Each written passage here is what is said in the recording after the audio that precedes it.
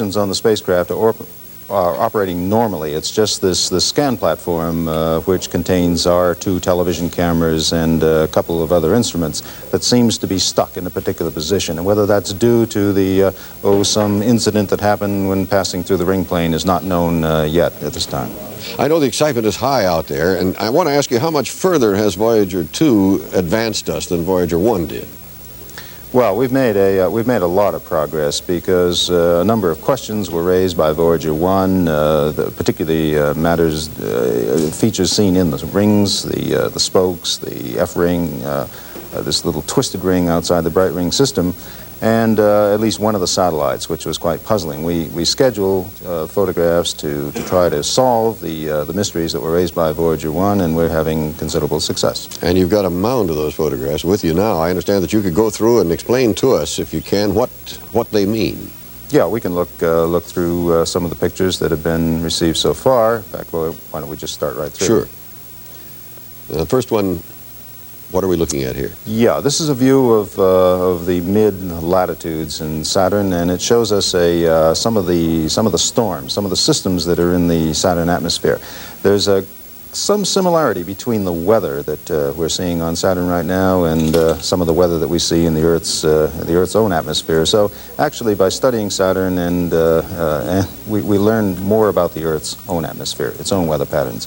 Why don't we go on to the next? That's just a view of Saturn, its rings. Yeah, this is a view of one of the ring system, the inner part of the ring system, the so-called C ring, and it's being seen with considerable clarity here, far more than we have seen in the past.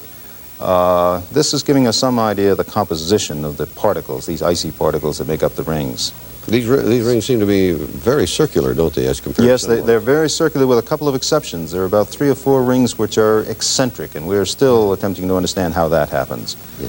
So we'll go on to the next picture. Yes, this is again up in the high latitudes, and again we're seeing a series of storm systems, a jet stream producing low pressure meteorology, very similar to what we see on the Earth. Mm-hmm. We go on. More views of this same. This is what we call false color. We extend the camera's coverage down into the ultraviolet, and if our eyes were sensitive to ultraviolet, we'd see it about as you see it here. Next picture. This just gives us an overall view of Saturn. If you look out in the rings, you see some sort of hazy features, some very, very low contrast features. Those are the so-called spokes. And if we go on to the next, we may see that interruption in the ring was a shadow, was it? Yeah, those shadowy figures that you see there in the ring are the spokes. These were discovered by Voyager 1. We have a much more thorough set of pictures that are now being received, or have been received, by Voyager 2, which we hope will give us the clues to tell us what this phenomenon actually is. Is it a chance it's less density in those shadowed areas, or is it just a matter of light? Well, what we think the shadowy areas are clouds of very, very small particles, smaller even than dust, getting close to the wavelength of light.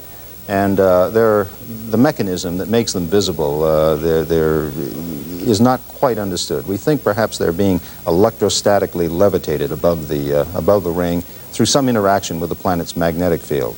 I see. And for some reason not dispersed throughout the circumference of the ring, but just in groups. That's what's so peculiar about the fact that they don't extend over the entire ring system. The fact that they exist only in certain areas and not everywhere within that area is part of the puzzle. Is this partly because when you deal with anything more than 2 bodies interacting with each other gravitationally, you've got a very complicated mathematical problem? Here you got trillions.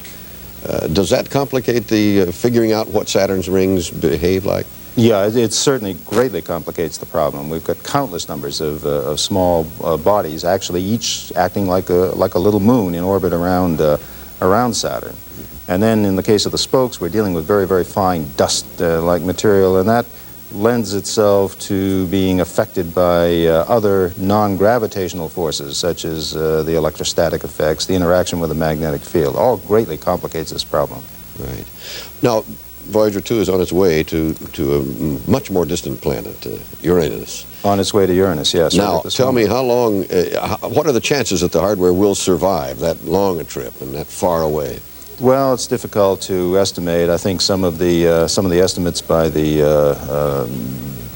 engineers here is that we've got at least a 50% chance, and been my experience that the engineers are notoriously conservative. So we consider that the likelihood of having a successful mission at Uranus is actually quite high.